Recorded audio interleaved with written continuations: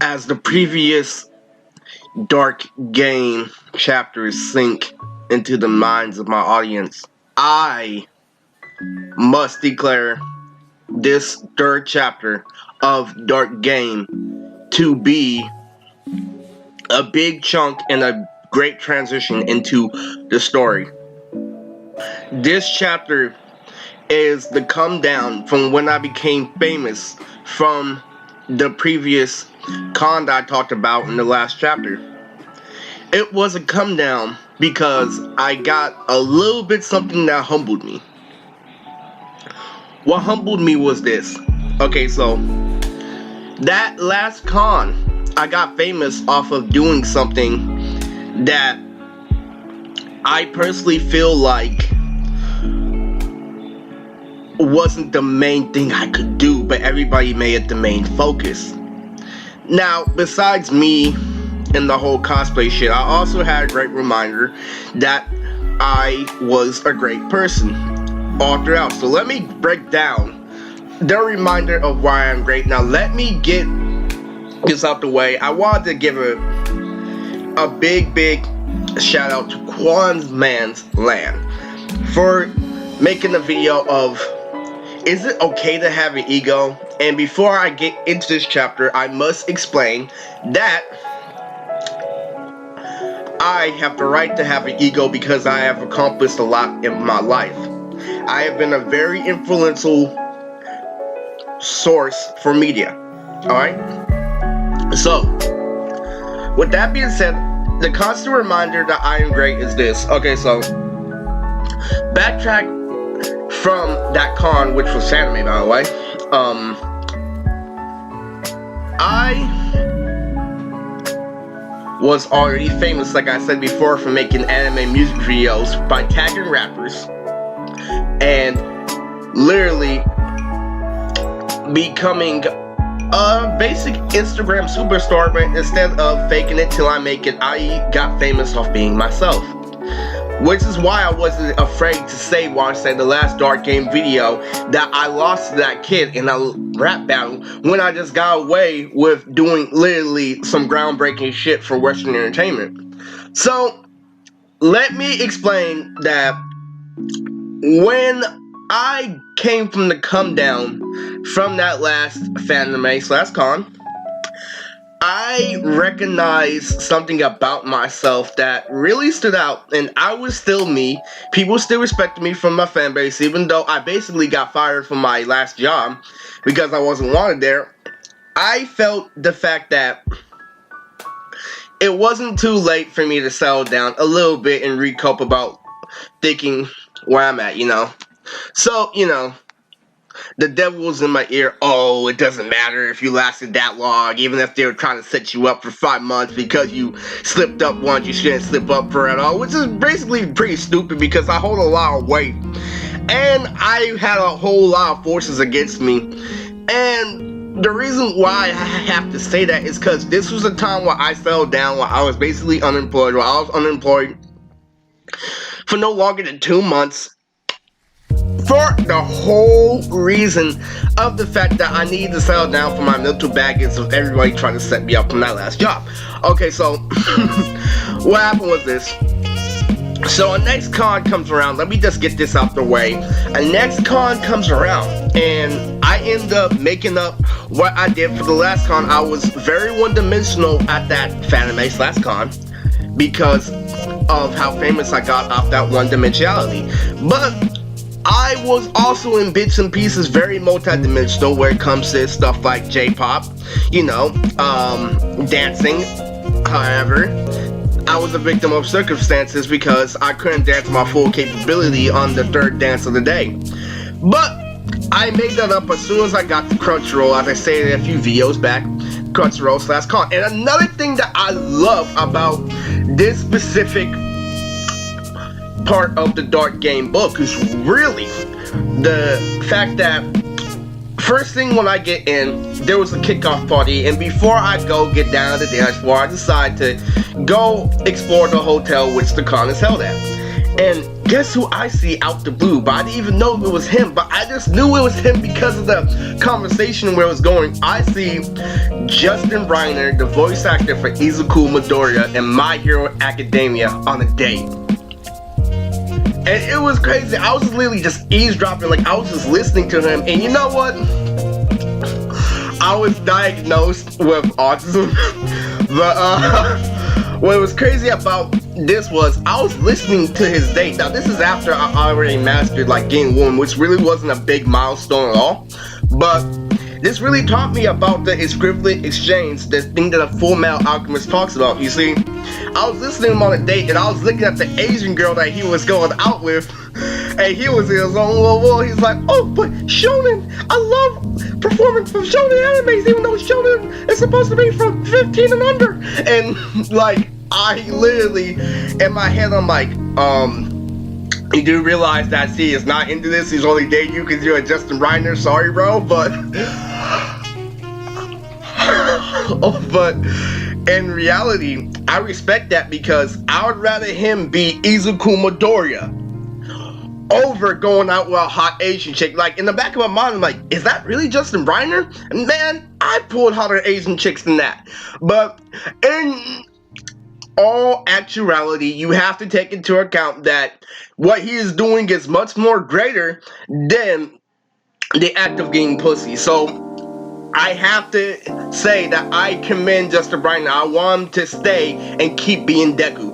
So let me just get that out the way. I got a reminder of how far I came as an adult versus me when I was in high school where I couldn't pull a girl for shit. So it was a very good thing of how far I came, you know. And as soon as I got back in the dance floor and I found a partner and we had a battle with 200 people, you know, we weren't crazy.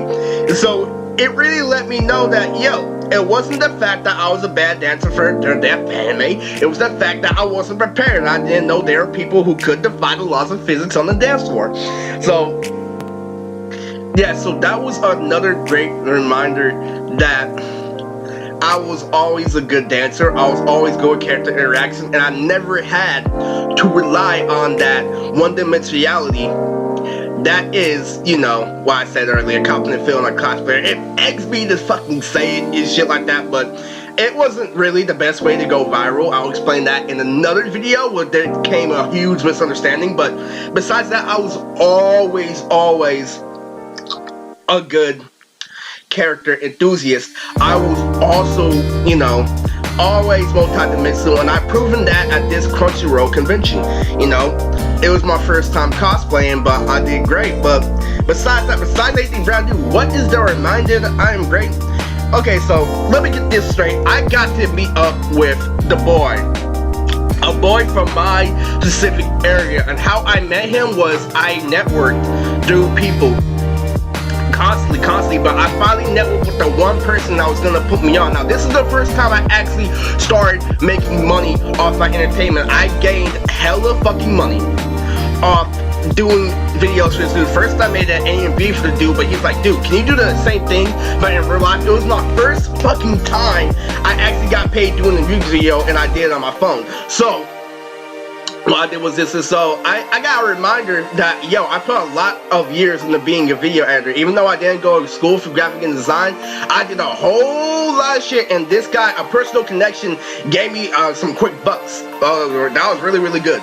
And that was a constant reminder because I already knew I was famous. If you want to be technical, I was technically more famous, but this guy had more skills on paper. He had, you know, the designer, so I was never hating.